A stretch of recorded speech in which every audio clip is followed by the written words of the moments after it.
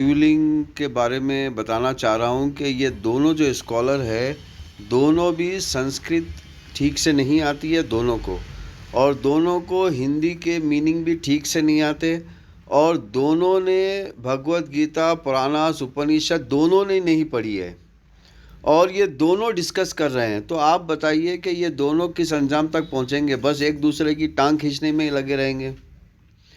तो धर्म के साथ ये प्रॉब्लम है। प्लीज़ धर्म को धर्म के लैंग्वेज में समझने की कोशिश कीजिए। इस तरह दो झगड़ा करते हुए आप आपसी रंजिश, आपसी बगावत को देखते हुए मज़हब को ना टटोले। मज़हब इससे बिल्कुल दूर है। तो इसके मीनिंग मैं बताता चलूँ आपको कि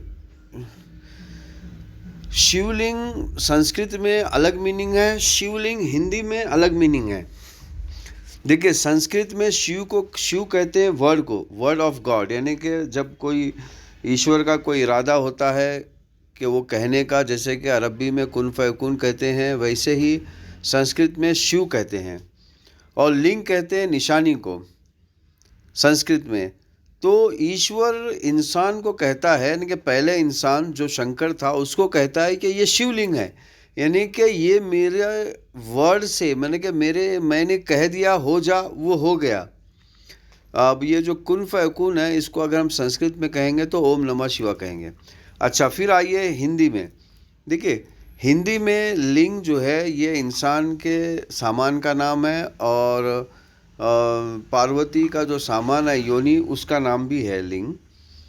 तो ये एक इंसान की टीचिंग है कि लीगल सेक्स होना चाहिए। अगर लीगल सेक्स नहीं होगा तो हमारी प्रकृति, यानी कि हमारा संसार आगे कैसा बढ़ेगा? तो ये उस वक्त की बात है जिस वक्त दो इंसान होते थे और एक 4-5 पूरी दुनिया में इंसान हुआ करते थे। तो उस वक्त सेक्स एजुकेशन देना बहुत ज़रूरी था, और ये सेक्स एजुकेशन की निशानी है, कोई बुरी चीज़ की निशानी नहीं है। देखिए, लोगों ने बाद में इस सेक्स एजुकेशन को एक पूजा बना लिया, या फिर एक इबादत बना ली, या फिर कुछ और बना लिया, वो लोगों की गलती है। इसमें धर्म की कोई गलती नहीं है। तो प्लीज़ और प्लीज़ देखिए, आप ऐसे लोगों से बात सुनिए जो दोनों ज़बानें जानता हो और दोनों ज़बान का डिफरेंसेस समझता हो, संस्कृत और हिंदी। अब आप दोनों को देख लीजिए, ये दोनों जो है ना संस्कृत को जानते हैं, और ये दोनों ना हिंदी को बराबर जानते हैं।